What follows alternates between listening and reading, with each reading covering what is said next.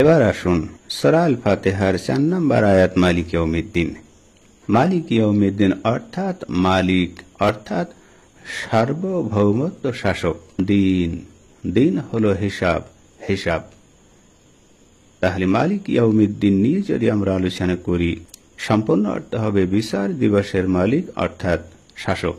কোরআনে অনুরূপ অন্যান্য আয়াত যেমন আছে সূরা মুমিনুন আয়াত নম্বর 160, সেখানে আল্লাহ পাক রব্বুল আলামিন বলেছেন ফাতাআলাল্লাহুল মালিকুল হক, অতএব আল্লাহ সর্বোচ্চ প্রাকৃত মালিক, সার্বভৌমত্ব শাসক। আর যদি দেখি সূরা হাসর আয়াত নম্বর 13, সেখানে আল্লাহ বলেছেন হুয়াল্লাহুল্লাযী লা ইলাহা ইল্লা হুয়াল মালিক, তিনি আল্লাহ যিনি ব্যতীত কোনো ইলাহা নাই, তিনি মালিক, সার্বভৌমত্বের অধিপতি।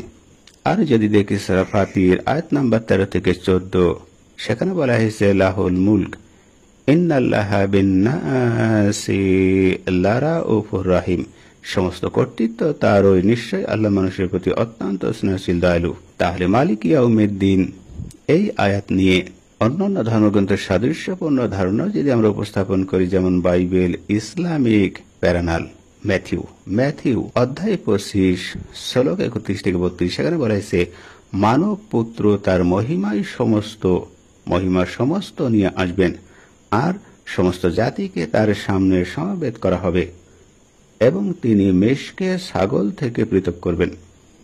তাহলে এখানে বিচার দিবস ও আল্লাহর সার্বভৌমত্বের ধারণা স্পষ্ট করে তুলে ধরা হয়েছে।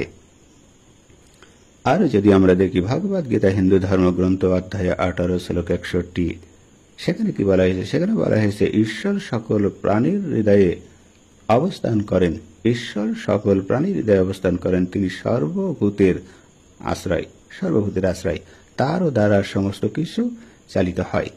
তাহলে সৃষ্টির নিয়ন্ত্রক হিসেবে ঈশ্বরের কর্তৃত্বের ধারণা এখানে ফুটে উঠেছে। আর যদি আমরা আলোচনা করি ঋগ্বেদ খণ্ড 10 অধ্যায় 12 শ্লোক 3, সেখানে বলা হয়েছে সকলের রাজা মিত্র, আমরা যেমন তার আদেশ পালন করি তিনি ন্যায় বিচার প্রতিষ্ঠা করেন। তাহলে মিত্রকে বিচারক ও শাসক হিসেবে উল্লেখ করা এখানে হয়েছে। আরো যদি আমরা দেখি রাসূল সাল্লাল্লাহু আলাইহি সাল্লামের সুন্নাত হাদিস সহিহ বুখারী 6518 নম্বর হাদিসে বলা হয়েছে কিয়ামতের দিন আল্লাহর সমস্ত সৃষ্টিকে একত্রিত করবেন, তখন তার হাতে সমস্ত কর্তৃত্ব থাকবে, অর্থাৎ আল্লাহর হাতে। আমরা জানি মুহাম্মদ সাল্লাল্লাহু আলাইহি সাল্লাম প্রার্থনার জন্য একটা দোয়া ব্যবহার করতেন, আর সেই দোয়াটা তিরমিজি শরীফে আছে 2140 নম্বর হাদিসে। সেখানে বলা হয়েছে হে অন্তর সমূহের পরিবর্তনকারী, আমার হৃদয়ে তোমার দিনের ওপরে শরীর রাখো ইয়া মুকাল্লাবাল কুলুবি সাব্বাশু কলবি আলা দীনিক। তাহলে এখানে আল্লাহর সার্বভৌমত্বের স্বীকৃতি দেওয়া হয়েছে। এখন যদি আমরা বৈজ্ঞানিক ও যৌক্তিক বিশ্লেষণ উপস্থাপন করি, মহাবিশ্ব নিয়ন্ত্রণ সম্পর্কে বিজ্ঞান কি বলে? মহাবিশ্ব সুনির্দিষ্ট নিয়মে পরিচালিত, গ্র্যাভিটি, কোয়ান্টার বলবিদ্যা। মালিক ইয়াউমিদ্দিনের ধারণার সাথে সামঞ্জস্যপূর্ণ যে একক স্রষ্টাই এই জটিল ব্যবস্থা নিয়ন্ত্রক। নৈতিকতা ও বিচারের ভিত্তি বিচার দিবস এর ধারণার সামাজিক ন্যায় বিচারের মনস্তাত্ত্বিক ভিত্তি দেয়। গবেষণায় বলে নৈতিক দায়িত্ববদ্ধতার বিশ্বাস মানুষের আচরণে ইতিবাচক প্রভাব ফেলে। সামাজিক মনোবিজ্ঞান। তাই সার্বভৌমত্বের যুক্তি হল যে কোনো ব্যবস্থায় একক কর্তৃত্ব অপরিহার্য। যেমন মহাবিশ্ব অনুসারে শৃঙ্খলা এড়াতে নিয়ন্ত্রক শক্তি আবশ্যক। যেমন আল্লাহ।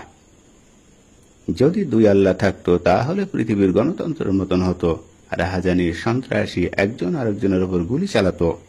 তাহলে তাফসিরের মূল বার্তা হলো এই আয়াত তাওহীদের একত্ববাদের ঘোষণা দিচ্ছে। আর এর ভেতরে 3টি ক্যাটাগরি আছে। 1 নম্বর হলো সৃষ্টিতে একক কর্তৃত্ব থাকতে হবে, 2 হলো ইবাদতে একক অধিকার থাকতে হবে, 3 হলো নাম ও গুণাবলীর একক মালিকানা থাকতে হবে। এটি মানব জাতিকে স্মরণ করিয়ে দেয় যে আল্লাহ চূড়ান্ত বিচারক, পার্থিব শক্তির ভয় নয়, কেবল তার জবাবদিহিতার ভয়ে আমাদের কাজ করা উচিত। উপসংহার যদি আমরা উপস্থাপন করি, মালিক ইয়াউমিদ্দিনের তাৎপর্য স্রষ্টার পরিপূর্ণ সার্বভৌমত্ব ও নৈতিক জবাবদিহিতার বিশ্বাসে নিহিত। এটি কোরআন হাদিসের মৌলিক শিক্ষা। অন্যান্য ধর্মগ্রন্থে যার অনুরূপ বিদ্যমান এবং বিজ্ঞান যুক্তির আলোকেও তার যৌক্তিক এই বিশ্বাস মানুষকে দায়িত্বশীলতা, ন্যায়পরায়ণতা ও আত্মশুদ্ধির পথ দেখায়। তাহলে আমাদের আলোচনার বিষয়বস্তু ছিল মালিক ইয়াউমিদ্দিন, সূরা আল ফাতিহার 4 নম্বর আয়াত নিয়ে, অর্থাৎ বিচার দিবসের মালিক, কিয়ামতের দিনের মালিক। সেই দিনের মালিককে একমাত্র আল্লাহ পাক রব্বুল আলামিন এখানে পরিষ্কার করা হয়েছে, হাদিস উপস্থাপন করা হয়েছে, বিজ্ঞান উপস্থাপন করা হয়েছে, কোরআনের হুবাহু আয়াত উপস্থাপন করা হয়েছে এবং অন্যান্য ধর্মগ্রন্থের সাদৃশ্য নিয়েও আলোচনা করা হয়েছে।